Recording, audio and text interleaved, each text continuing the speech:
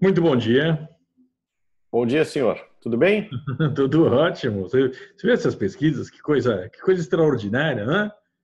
O cara sobe 22 pontos em uma semana, A 19 me- pontos em 4 dias. Incrível, É, né? mui- é impressionante, né? O que é a metodologia, né? Como ela causa surpresas, né? Uma grande surpresa. Você ficou Ah, surpreso, por exemplo, né? muito surpreso. Ó, Inclusive porque a pesquisa da Cruzoé, feita pelo Instituto Paraná, já mostrava uma diferença de 9 pontos, né? isso Mas, claro, na deve ser um semana ponto fora passada. da curva, né? Deve ser um Foi ponto fora feita da curva, quarta-feira né? e quinta-feira da semana passada, né? É, é, deve ser um ponto fora da curva, né? A gente Claro, sabe, não, né? não, vendida, vendida. Esses bolsonaristas, Vendido. esses caras É, arranjaram a pesquisa para dar esse resultado. Na verdade, é um claro. empate técnico. É Empate empate técnico é técnico. cômodo. Uhum. Agora está empatado 58-42. Mas a coisa mais cômica, realmente é cômica, né? A gente estava comentando antes, né? O Lula agora não é Haddad e Haddad não é Lula, somem com o Lula, a cor vira verde e amarelo. É, fã. Eu É acho que uma, foi você que escreveu um post hoje à noite, enquanto eu estava dormindo, mas dizendo que a sagacidade do Lula, que sempre foi tão exaltada pela nossa imprensa, sim, não, a sabedoria desse homem, sabe tudo, não, não, não erra uma tacada, tanto está na cadeia, é, foi não, e punido, chegar, vai, olha, vai pegar mais uns 150 anos de cana, esse sábio, né? Olha, duas coisas da cobertura política dessa eleição são realmente, para mim, chegaram ao limite da sagacidade. Primeiro, que o Cabo Daciolo ia tirar votos do Bolsonaro. Claro. Lógico. Aham, mesma coisa. A outra coisa é que o Lula, de dentro da cadeia, atenção, ele havia planejado tudo e colocado tudo em execução. O Bolsonaro ia para o segundo turno com o Haddad, porque aí o Haddad ia Estraçalhar, lógico. estraçalhar, entendeu? Quebrar a boca do balão, estourar a boca do balão. Claro. De fato, de fato. É um gênio da política, o Lula. Não, olha, só os tucanos são melhores do que ele. Só os tucanos são melhores que ele. Gente, vai. Olha aqui. Vamos olhar como sueco, tentar olhar como sueco o Brasil. Né? De um lado, um candidato presidiário condenado por corrupção e lavagem de dinheiro no maior esquema de corrupção da história do Brasil. Talvez, Pródiga em esquema de corrupção. do mundo, do mundo. Quiçá do mundo, certo? Qualquer um do outro lado ia ganhar. Qualquer um do outro lado ia ganhar. É Atenção, inacreditável. qualquer um que tivesse ficha limpa, né? É, Claro, óbvio. As pessoas olharam e falaram: o que a gente faz? Não é que tenha 70%, 60%, sei lá quanto vai ter o Bolsonaro, de bolsonarista.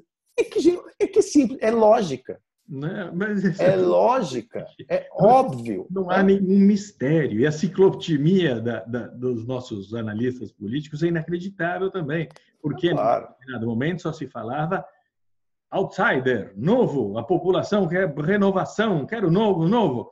Depois eles passaram para o extremo oposto, dizendo: ah, não, agora com o fundo eleitoral, com o Alckmin que agora ele tem, tem o Ciro Nogueira, ele tem Olha, o Valdemar Costa Neto. O cara vai estraçalhar, tem o tempo de televisão. Isso, olha, é a restauração mais absoluta. Não revolução, restauração, acabou. veja, Vamos eleger as mesmas, será a menor taxa de renovação da história. da história do. Isso também, esse é um outro ponto, é o terceiro ponto. É óbvio que você olha, assim, como a história das eleições brasileiras, por exemplo, em 2006, né? O Lula completamente atingido pelo mensalão, mas a economia estava ajudando. Então, assim, os brasileiros às vezes não obedecem muito a Claro. uma certa lógica. Então, é claro que, bom, vamos ver o que vai acontecer. Será que os brasileiros vão perceber que de um lado tem um presidiário e de outro lado alguém que não tem nada a dever com a Lava Jato, Claro. a gente fica... Mas como começaram a sair... 2006, como nós sabemos, não houve um movimento de rua, não houve tudo que aconteceu. Não. Quer dizer, a gente estava vindo num crescendo que desembocou no impeachment da Dilma Rousseff. Claro. Milhões de pessoas nas ruas, uma capacidade de mobilização, de capilaridade das redes sociais que se demonstrou muito eficaz para derrubar a presidente da República. Pô. A gente estava nas ruas, nós acompanhamos isso desde o começo. A gente pediu a derrubada dela no primeiro dia do site, do primeiro ao último dia. A gente viu como a coisa cresceu e é óbvio que não podia desembocar no nada. Não existe isso, não existe. Não. O maior apoio da história Lava Jato, para uma operação policial, não é como a Castelo de Areia, não é como o mensalão no STF ali. Foi uma coisa que exigiu a participação de toda a população, inclusive para impedir que a operação fosse abortada, e todos participaram dela. Não dá para comparar. Agora, assim, quando você olha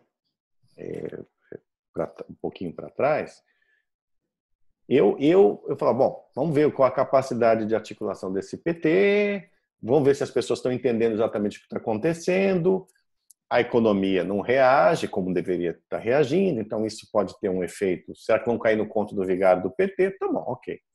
Mas quando sai aquela pesquisa feita pelo Paraná para Cruzoé, que mostra, isso na semana passada já, né? Que mostra que no segundo turno o Bolsonaro já havia descolado do Haddad, mas estava 9 pontos com possibilidade de serem 11, né, para mais.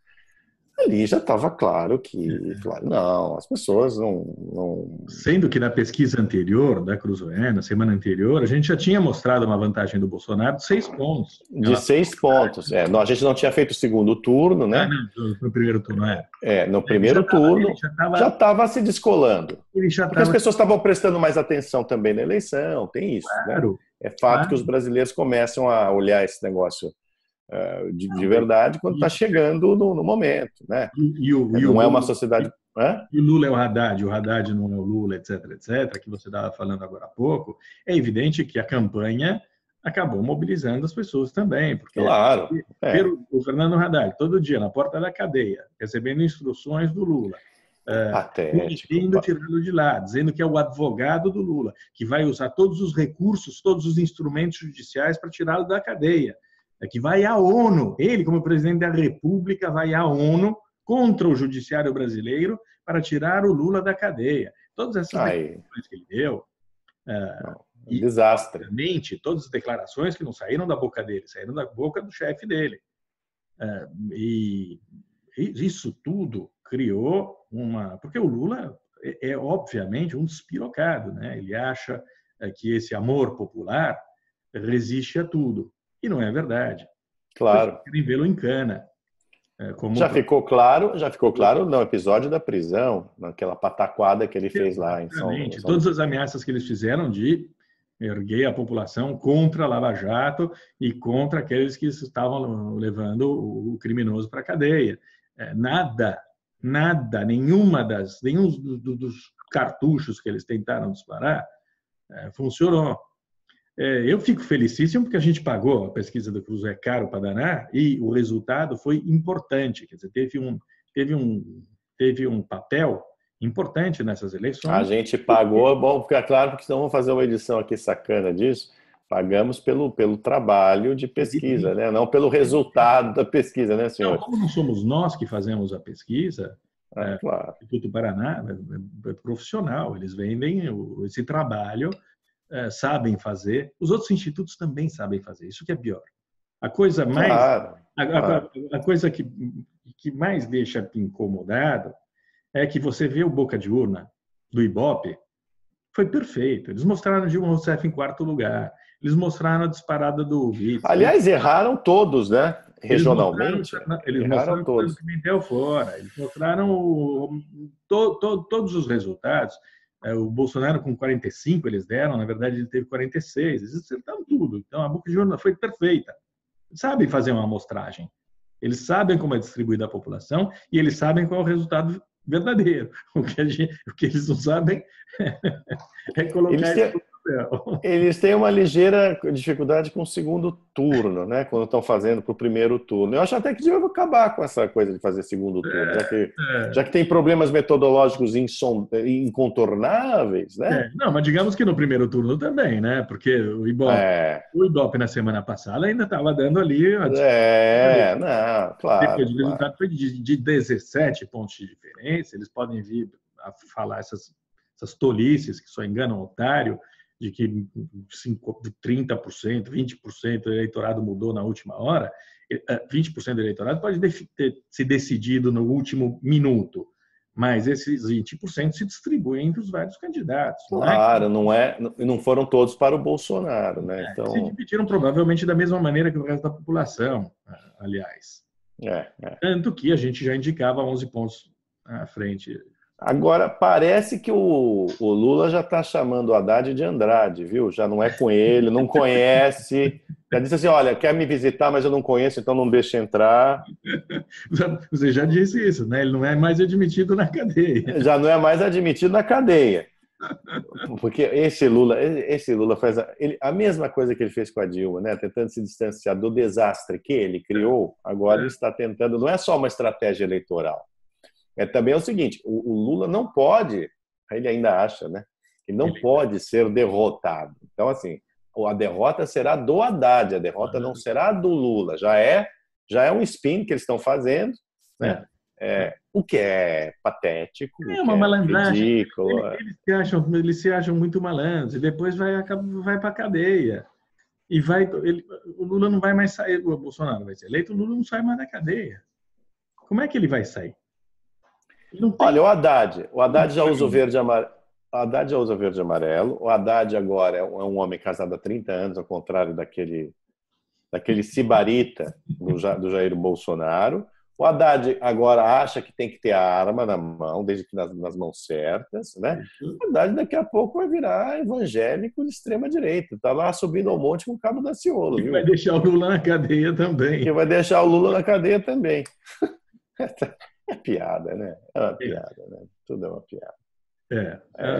Essas malandragens todas não deram em nada. Agora a gente tem que se arrastar para essas 2 semanas em que o Brasil está parado, esperando o resultado das eleições, não podia estar se mexendo, né? É evidente que o Bolsonaro, ele diz uma coisa um dia, outra coisa no outro, é insuportavelmente contraditório, mas é claro que a coisa mais simples e mais urgente de se fazer é aprovar a reforma previdenciária do Temer, ainda com esse Congresso aí, nos próximos meses, tentar apressar esse troço e resolver pelo menos essa questão e começar com as contas mais ou menos em ordem para tentar fazer um governo minimamente que possa pensar na prosperidade do país e vender um monte de coisas, acertar outras, desaparelhar, despetizar. Esse é o primeiro trabalho que terá de ser feito. Ao contrário do Michel Temer, eu imagino que o Bolsonaro tenha intenção de despetizar a administração. Serão dificuldades imensas, até porque boa parte dessa... Quando a gente fala em aparelhamento, a gente fala em comissionados e tudo mais, que isso é muito fácil. Isso é muito fácil.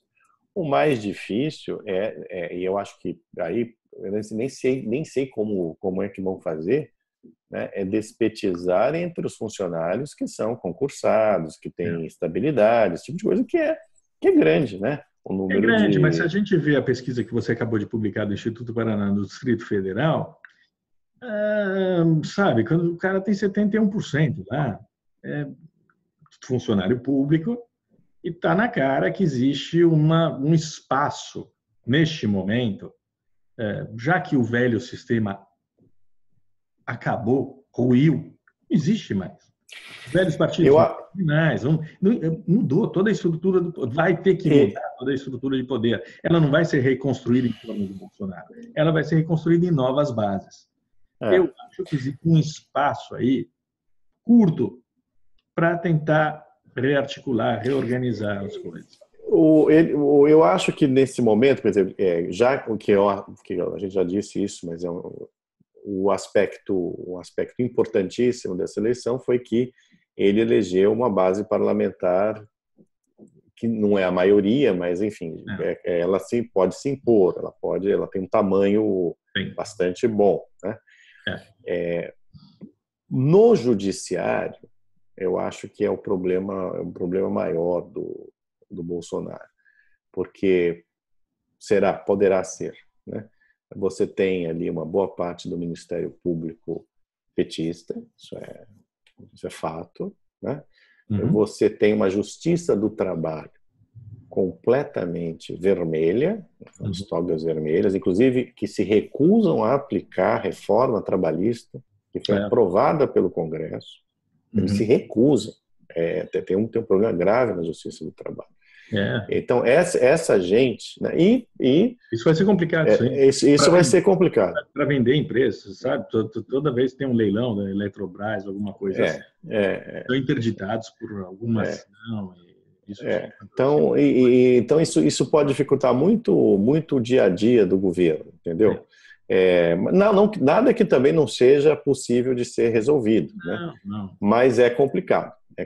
Então, assim, ele vai ter que mapear todas essas dificuldades, né? Tem que fazer o que está fazendo na economia. A equipe dele é altamente competente. Eu estou falando do Paulo Guedes. Estou falando de todo mundo que cerca o Paulo Guedes e que ele conseguiu reunir em torno dele. Tem a boa vontade também, obviamente, de todo o mercado, de todo o setor produtivo. A boa vontade existe. Mas, além disso, e para além disso, existem pessoas que sabem pensar direito ali em torno dele, na economia. Acho que em outras áreas também deve ter. Eu não conheço os tais generais ali, esse que cuida de infraestrutura, etc. Mas, normalmente, é gente que tem alguns conhecimentos. Não é gente despreparada que caiu de paraquedas ali no Generalato 4 estrelas. Não, claro que não. Cuidando disso, ele deve ter alguns conhecimentos, deve ter mais conhecimentos do que o político do DEM. Quem tá coordenando tudo nesse aspecto é o Heleno, né? O general Heleno, que é o melhor de todos. Aliás, pelos lapsos cometidos pelo Bolsonaro duas vezes no Jornal Nacional, claramente mostra a importância do Heleno, né? Quando ele fala Heleno em vez de Hamilton, né? Mourão. Ele fala Augusto e não fala o Milton, né? Hamilton. Então, o general Heleno é um sujeito equilibrado, é um sujeito que, enfim, que me parece capaz de fazer uma boa coordenação aí, sair um programa bastante razoável. Vamos ver. Não acredito que haverá um número de privatizações ou uma grande privatização como a pretendida pelo Paulo Guedes. Não acredito, porque não haverá... O Bolsonaro é político, o Bolsonaro conhece o Congresso. Uhum. Ele sabe que algumas coisas não passarão. Então, por exemplo, ontem, né, quando ele já falou em Eletrobras, que não vai privatizar a Eletrobras, aí as ações caíram da Eletrobras. Então, eu não acho... Ele não pode fazer esse tipo de coisa também, ele não pode ficar disparando isso daí de maneira... não dinheiro para o país. Tem um aspecto eleitoral também, né? Porque você tem ali do outro lado os caras apostando numa série de mentiras, né? Que vai acabar com o 13º, que vai acabar com isso e aquilo, que vai privatizar o patrimônio público. Isso ainda tem um apelo, né? Os brasileiros precisam entender, eles precisam ser ensinados, eles precisam alguém que mostre qual seria o benefício para o Brasil de vender tudo isso. É difícil, entendeu? Então, eu entendo, eu dou um desconto para essas falas dele, porque ele está tentando não afugentar os eleitores dele, até porque também não está claro mesmo para ele se ele vai fazer isso ou não vai fazer isso. Eu acho que ele não vai fazer. Né? Isso é sinal da candidatura dele. Esse é um sinal de improvisação da candidatura. Vai ter de ser sanado, o cara vai sentar. Agora, também é o seguinte...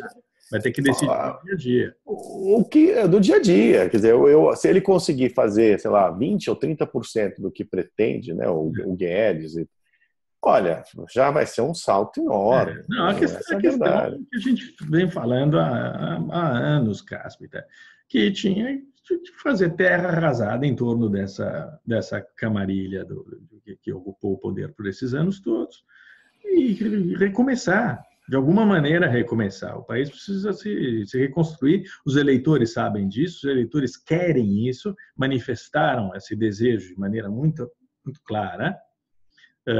Foi, em muitos casos, surpreendente, a gente não esperava um resultado tão veemente, né? Em alguns casos, pelo menos.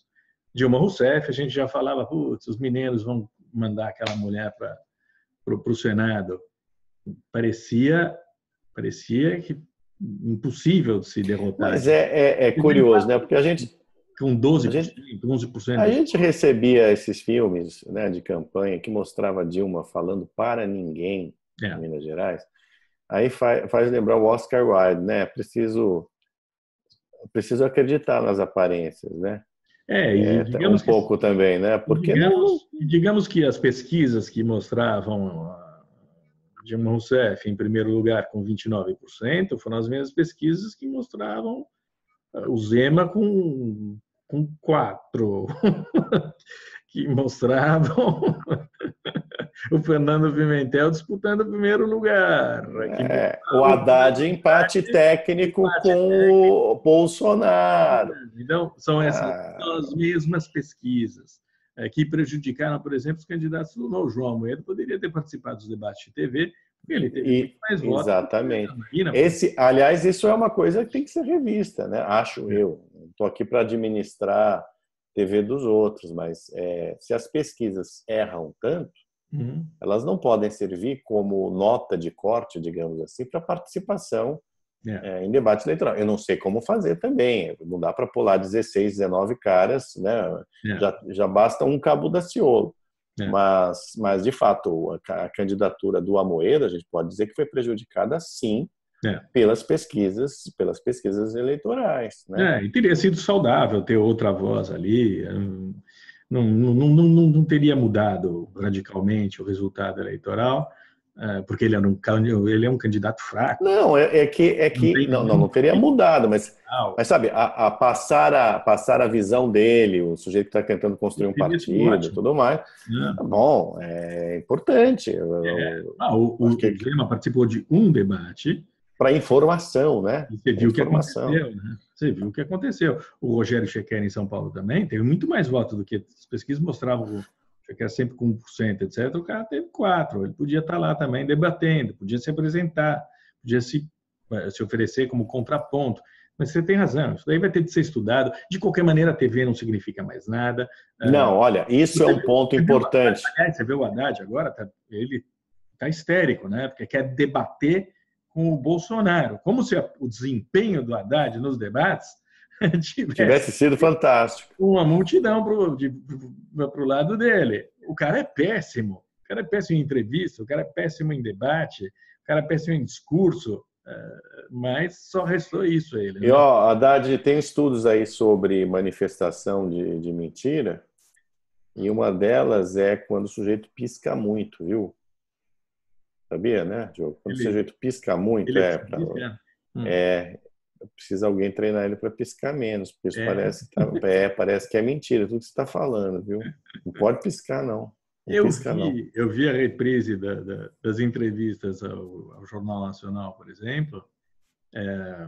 Ele perdeu o sorteio, então ele teve que fazer a primeira intervenção e, embora fosse de manhã aqui, eu quase dormi, babando em cima do computador. Aí chegou o Bolsonaro e me deu uma acordada. Embora ele não tivesse dito nada, ele acorda as pessoas. O outro não. O pisca-pisca faz adormecer, né? Bom, mas são todas considerações em cima de um resultado bastante entusiasmante, porque correspondeu às nossas melhores expectativas em relação à renovação, mudança, todos esses números aí, 50% das cadeiras da Câmara foram renovadas, 85% do Senado, derrotas de governadores estavam se arrastando há séculos, 40 investigados da Lava Jato que foram chutados do poder e que podem terminar na cadeia como Marconi Perillo. A gente não está tratando apenas da disputa presidencial, em todas as esferas a gente teve resultados. E as repercussões disso nos futuros julgamentos da Lava Jato e operações similares contra corruptos nos tribunais superiores vai ser boa. Porque E esse é um fato importantíssimo. Relevante, sabe? Vai ficar mais difícil soltar, viu? Olha, o Ricardo Lewandowski agora, por exemplo, atropelou toda a legislação que foi decidida pelo STF e decidiu que o garotinho não pode ser preso até a condenação definitiva. O Bolsonaro se comprometeu a apresentar no Congresso Nacional, ele vai ter que fazer isso, ele será cobrado por nós, pelo menos por nós, em relação a isso. Ele disse que ia apresentar um projeto de lei, ou que o Congresso apresentaria, a bancada dele, para antecipar a pena, quer dizer, de permitir o cumprimento de pena, o encarceramento dos criminosos condenados em segunda instância. Assim resolve. Já há projeto. Lógico, entendeu? Cássio Cunha Lima, que não foi reeleito, mas enfim, o projeto está lá. Então, assim, eu tendo a crer que esse projeto será aprovado. E daí você tira da mão do Lewandowski. Sancionado. Aí você tira da mão do Lewandowski. Aí o legislativo faz o papel que tem que fazer. Claro. Né? Que é legislar. Porque aí o juiz tem que obedecer à legislação, porque o juiz lá está para julgar. Aquilo que a gente aprendia na escola, né? O legislativo faz as leis, né? E o judiciário julga segundo as leis. Né? O Bolsonaro, neste momento, tem esse papel de poder trazer para cá, né, a discussão e impedir esse tipo de manobra, porque o eleitor já fez isso. Quando ele chutou a Dilma Rousseff, por exemplo, não foi só o Lewandowski que chutou em relação à decisão dele de não caçar os direitos políticos da Dilma. O Gilmar Mendes também gavetou o pedido de cassação aliás, de provas da Odebrecht. Salvou. Aliás, o Bolsonaro deveria mandar chocolatinho para o Gilmar Mendes, para o Ricardo Lewandowski, mesmo. Deram eleição para ele, lógico. Ajudaram.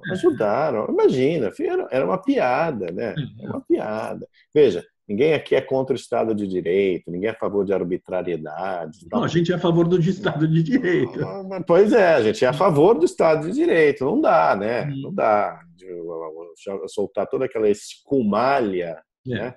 Que afundou o Rio de Janeiro, a escumalha que estava em operação no Paraná, em Goiás. Que isso, né? O eleitor não é bobo, o eleitor fica indignado. Né? É lógico. Aí vê o que os caras do Ministério Público estão fazendo a coisa direita, e os juízes de primeira instância e de segunda instância estão fazendo a coisa direita, serem detonados, vilipendiados, né? Zombados. Né? Foram punidos diversos desses que, não só dos investigados, mas desses que zombavam também. Zombavam. Como o Didamus, como o Roberto Requião, essa gente nada, que se aposentou, nunca mais vai ter uma chance de se reeleger, está fora. Chega, show, acabou. É isso. Bom, ótimo. Vamos lá. Quando é que sai a próxima pesquisa da Cruzoé, a propósito? Então, a próxima pesquisa da Cruzoé sai na quarta-feira. Serão feitas 2 pesquisas, com live também, né? Na quarta-feira da semana que vem, o horário ainda está sendo definido, todos serão avisados, os interessados. E na outra sexta-feira, que antecede a votação do segundo turno. Perfeito. Né? Dia 26. Pena que os outros institutos de pesquisa se emendaram. Aparentemente, o Datafolha se emendou, XP, que até a semana passada dava 4 pontos de vantagem para o Haddad no segundo turno, deu agora 18 pontos para o Bolsonaro, 59 a 41. Quer dizer, É um choque, digamos assim. Os brasileiros são mais volúveis do que até eu imaginava, né? Pois é, os brasileiros que mantiveram a mesma opinião do começo da eleição, eu escrevi na Cruzoé sobre isso, e nada mudou. Do começo da eleição, embora todo mundo dissesse, não, tudo muda, tudo muda. Os últimos 15 dias, olha, muda tudo, não mudou nada. Quem estava em primeiro continua em primeiro, está em segundo continua em segundo, terceiro, quarto. Não, a história mostra que quem ganha, quer dizer, o retrospecto, né? Quem ganha no primeiro leva no segundo. E quem ganha em É que sabe que Diogo, sabe o que é? Nesse momento, tudo bem, a eleição em segundo turno é outra eleição. De fato, é mesmo. Quando chegam parelhos, né? Quando chegam, quando chegam parelhos, tudo pode acontecer, o leitor pode mudar de ideia, o brasileiro de fato é volúvel, tal.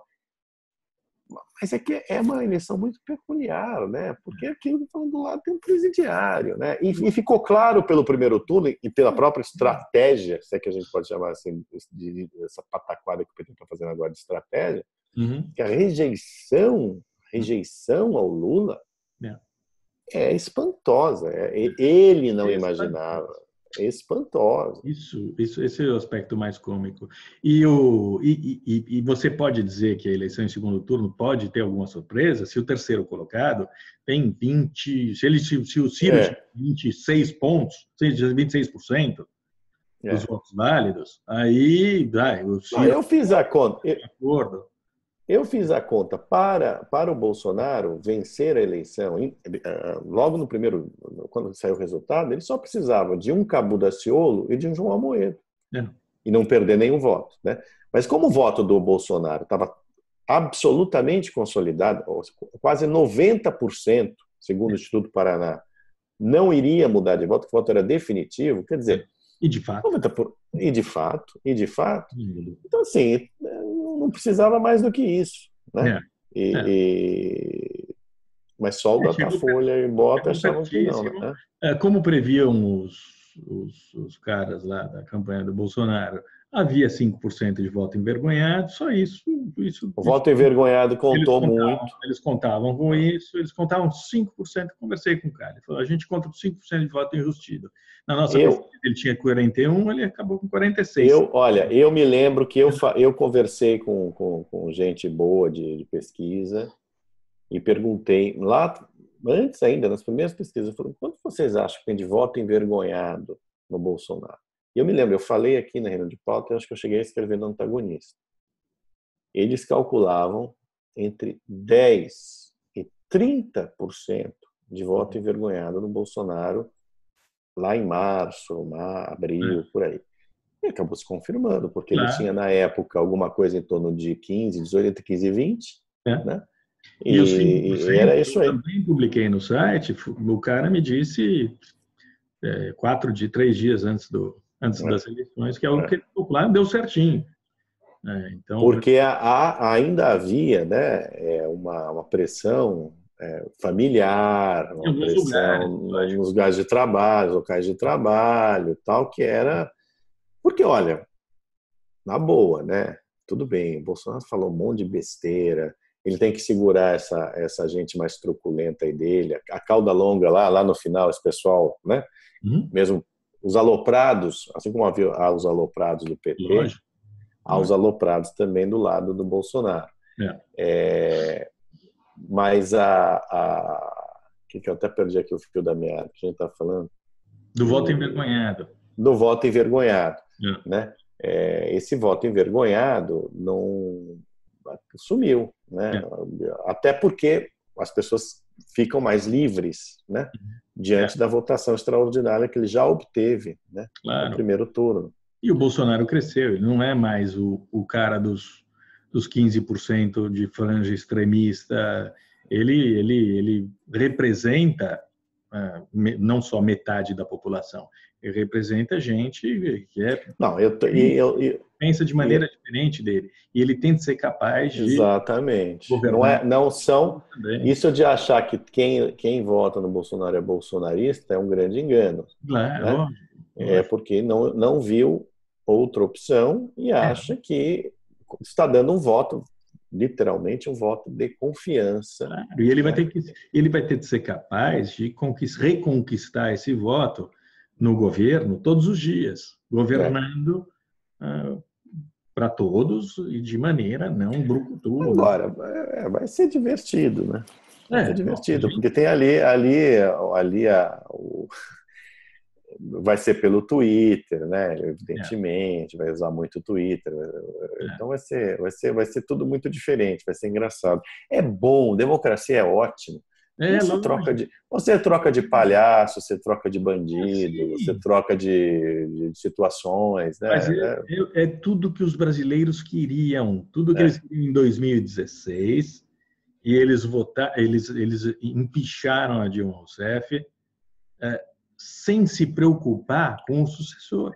Porque naquela época também, a gente topava qualquer um, tanto que nós topamos o Michel Temer. Claro, não foi escolhido claro. Pessoas que estavam nas ruas. Era o cara que estava lá. Assim como o escolhido é o cara que está ali. Escolhido pelo PT, né? Escolhido pelo PT, sem contar isso. Mas, de qualquer maneira, a gente topava qualquer um para tirar essa corda do poder. De fato, ele assumiu o poder. Fez um monte de coisas boas também na economia. Devo dizer que ele impediu a bancarrota do país. E acho que a gente também fez a gente equilibrou a nossa cobertura bastante bem. Falando do lado que ele fez de coisa direitinho na economia e da bandalha que nós denunciamos no nosso site. Foi o outro lado pelo qual ele deveria ter renunciado, obviamente. Bom, chega. Muito papo furado. Abração. É isso. Tchau. Tchau. Abração. Tchau.